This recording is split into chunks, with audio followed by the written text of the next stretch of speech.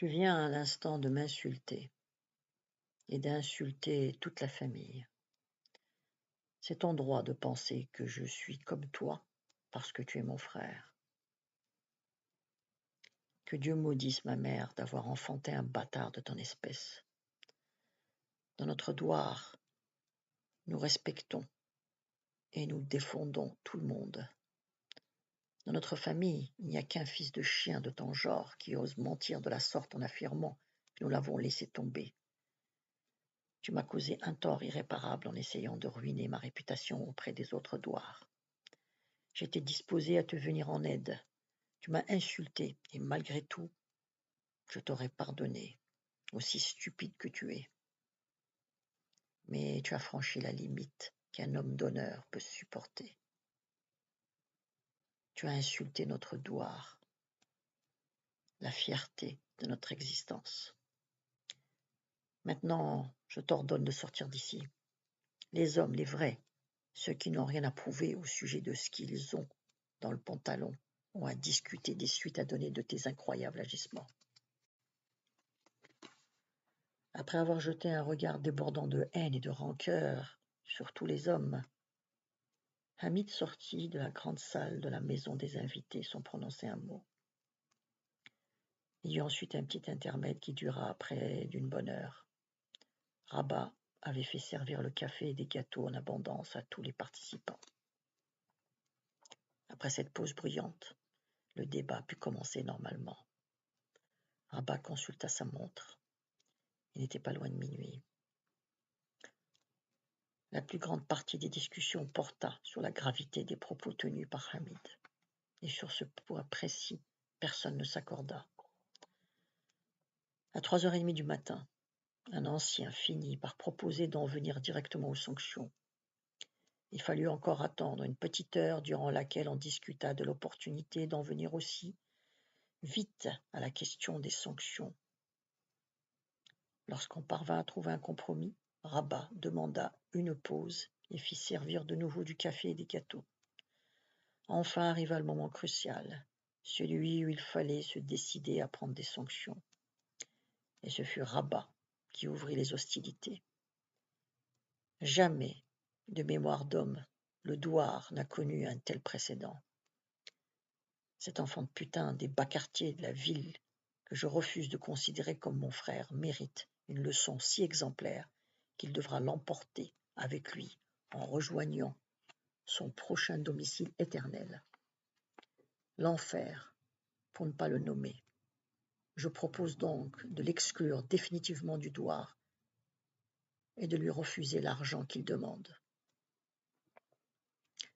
Je suis d'accord pour lui infliger une sérieuse leçon, avait répondu un ancien, mais de là à l'exclure définitivement, il me semble, c'est aller trop loin. D'autant plus que s'il ne trouve pas l'argent, il ira en prison. Je pense au contraire que les sanctions sont trop légères pour ce qu'il a fait, avait enchaîné Tahar, le frère de Youssef, qui détestait les deux frères. Profitant de l'occasion de perdre l'un d'eux, il déclara « Abba a raison, si on le garde avec nous, il va nous empoisonner l'existence jusqu'à la fin des temps. Si on est trop gentil avec lui, il ira se vanter dans tous les douars qu'il a réussi à berner les femmes qu'il dirige les Ouled Mansour. Il faut lui montrer de quel côté sont les hommes. » Rabat était disposé à lui pardonner, et vous avez tous entendu ce qu'il a répondu. Je propose qu'en plus de le faire partir du douar et de ne pas lui avancer l'argent dont il a besoin, on s'engage à le mettre, lui et sa famille, en quarantaine jusqu'au jour où il quittera définitivement sa maison et le douar. Si ensuite il tient toujours à ce qu'on lui prête de l'argent, on exigera de lui qu'il nous restitue toutes ses terres en échange. Il n'y a pas de raison qu'on lui fasse de cadeaux après ce qu'il a fait à Rabat. Voilà qui est parlé, avait dit Rabat, tout heureux de trouver quelqu'un de plus radical que lui en la circonstance. Tahar a parfaitement raison. On doit lui montrer de quel côté sont les hommes. Le débat se poursuivit jusqu'à l'aube avant qu'un point fort ne se dégage de toutes les propositions soumises à l'Assemblée. La majorité du douar se rangea de l'avis de Tahar, qui manifesta durant la durée de la discussion une intransigeance remarquable. Tous les habitants du douar, femmes et hommes, grands ou petits, reçurent la consigne formelle de ne pas approcher Hamid et sa famille. Et la consigne fut respectée au-delà de toute espérance. Hamid, un homme de contact, n'y tenant plus, finit par craquer et abandonna le douar pour la ville.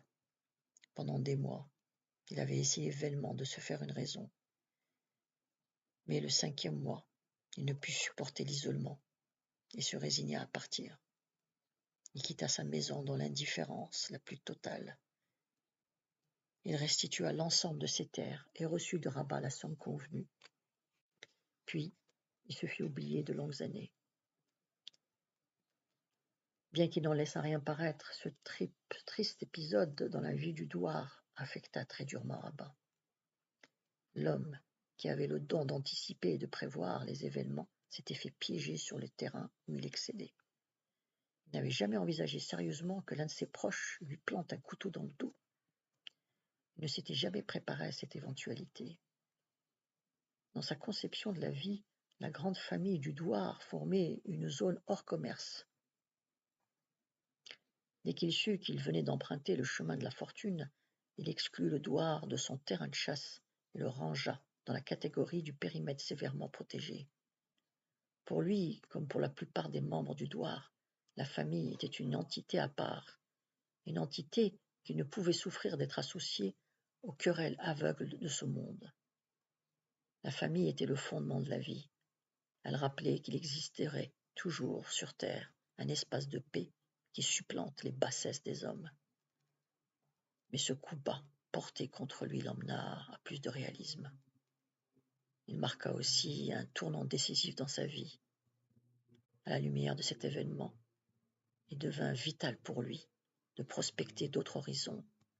Et s'il récupéra la maison de son frère, l'incident ne devait en aucun cas modifier sa conception de la place que devait occuper la famille.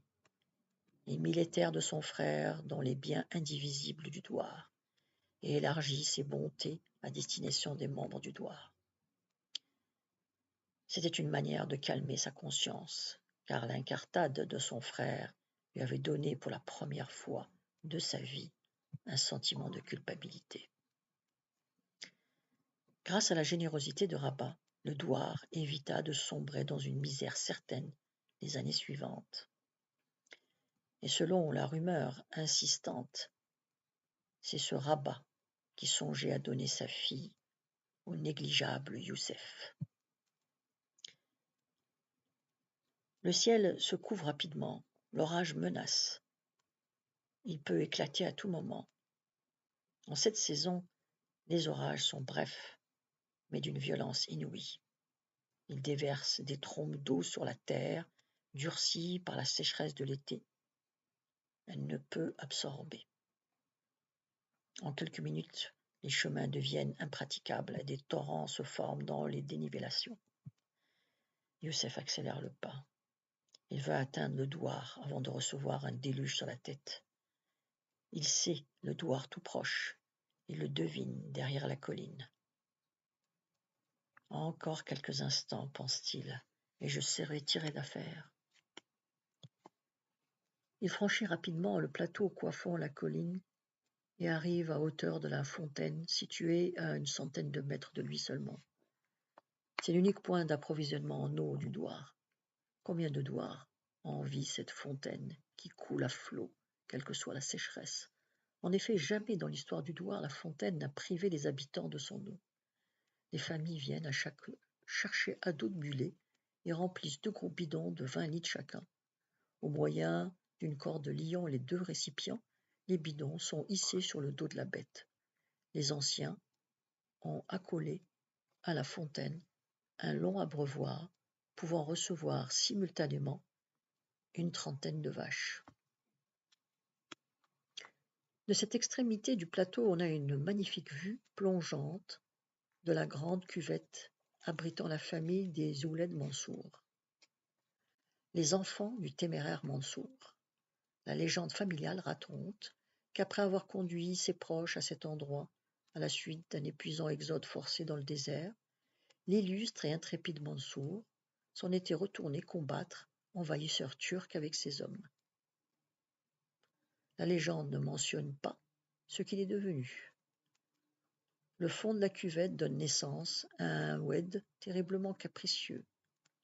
En temps normal, il est pratiquement à sec, laissant couler un mince filet d'eau alimenté uniquement par le faible débit régulier de la fontaine. Mais lors des pluies torrentielles qui s'abattent en automne et au printemps, il rugit de fureur, emportant tout sur son passage. Son niveau atteint brutalement 2 mètres à ce moment-là. Il a d'ailleurs plusieurs fois détruit 1 kilomètre plus bas le pont de Sidi Haj Mohammed, pourtant haut de 2,50 m. Ouled trace une frontière naturelle en séparant la cuvette en 2 parties bien distinctes. L'une était antérieurement à la venue de Youssef un terrain à blé appartenant au vieil Omar. Aujourd'hui, ce terrain reçoit de multiples gourbis construits dans un désordre indescriptible. La vue de ces habitations si peu reluisantes déconcerte Youssef. « C'est donc ça le nouveau douar » s'exclame-t-il. Son esprit se met à travailler à toute allure. « Maintenant je sais pourquoi le retour me mettait mal à l'aise » finit-il par se dire. « Ils veulent me caser là. » De l'autre côté de la cuvette, faisant face au gourbis, le douar des Ouled Mansour occupe la majeure partie du flanc de la cuvette comprise entre la fontaine et l'oued. Le douar, c'est vrai, c'est quand même autre chose que ces gourbis d'un autre âge. La construction est soignée, l'architecture harmonieuse et les formes gracieuses. La partie habitable bâtie sur les hauteurs forme un rectangle étalé sur le flanc de la colline. En concevant les plans, les anciens avaient souhaité agencer les maisons de sorte que chaque branche de la famille puisse disposer de son propre espace et jouir d'une grande indépendance. Ainsi, les anciens avaient imaginé l'emplacement de 4 cours intérieures dont la fonction est d'éliminer les causes de certaines discordes dues à une trop grande promiscuité. Ces cours intérieures, qui d'ailleurs ne communiquent pas entre elles, traduisent parfaitement bien le souci d'autonomie envisagé par ses concepteurs. Toutes les activités domestiques se déroulent à l'intérieur de cet espace fermé. Disposés autour de chacune des cours, on trouve les habitations, le four commun et une pièce de taille moyenne faisant office de réserve de nourriture. Afin de prévenir les vols de bétail, la nuit, la cour est utilisée comme enclos pour les moutons et la volaille. Chaque cour a aussi la particularité de regrouper les personnes ayant une filiation directe entre elles. Dans le contrebas du douar, délimité par le rectangle, il y a la grande cour centrale. Celle-ci est destinée à l'usage commun des habitants, puisqu'elle donne accès à toutes les habitations. Le soir venu, on y regroupe les bêtes appartenant au douar pour les compter avant de les orienter vers les cours intérieures. Plus bas encore, l'écurie collective reçoit les vaches, les chevaux, les ânes et mules, les mulets et tout le matériel de labour. Enfin, légèrement excentrée sur la droite du douar, se trouve la maison des invités. Elle est destinée aux réunions du douar et à loger les invités, uniquement les hommes qui viennent de contrées éloignées. Les femmes et les enfants sont reçus directement dans les familles. En période de récolte, la maison des invités est utilisée pour abriter les ouvriers saisonniers travaillant pour le douar. Là aussi, on leur sert leur repas. Après les récoltes, on entrepose dans cette maison les sacs de blé destinés à la vente. Malgré l'orage de plus en plus menaçant, Youssef, oubliant les gourbis infamants, dévore un instant des yeux le spectacle qui s'offre à lui. L'endroit qui compte le plus dans sa vie est là, juste devant lui. Cette vision chasse toutes ses mauvaises pensées. Plus rien maintenant n'a d'importance. Il retourne enfin parmi les siens. Le séparant du douar, il n'y a plus que les immenses meules de foin, vêtus d'un épais revêtement marron, un mélange de terre et d'argile destiné à les préserver des intempéries. Depuis des lustres, chaque famille dispose d'un emplacement réservé. La taille des meules est proportionnelle à la richesse. D'un simple coup d'œil, il est facile d'évaluer l'étendue des terres appartenant à chacun. Youssef remarque, comme on lui a déjà signalé, que le volume des meules de foin est nettement plus réduit que les années précédentes. Cela confirme sans conteste la mauvaise récolte de la saison. Après avoir traversé cet endroit à la hâte, Youssef ralentit et se dirige vers l'écurie. Il bénit le Créateur de lui avoir épargné le gros de l'orage. Férocement immobiles, quelques personnes observent attentivement la venue de Youssef. En fait, elles l'ont vu venir de loin, dès qu'il a franchi la hauteur de la fontaine. Elles sont assises sur la banquette en ciment contiguë à la façade de l'écurie. C'est ici que commence le récit de Youssef.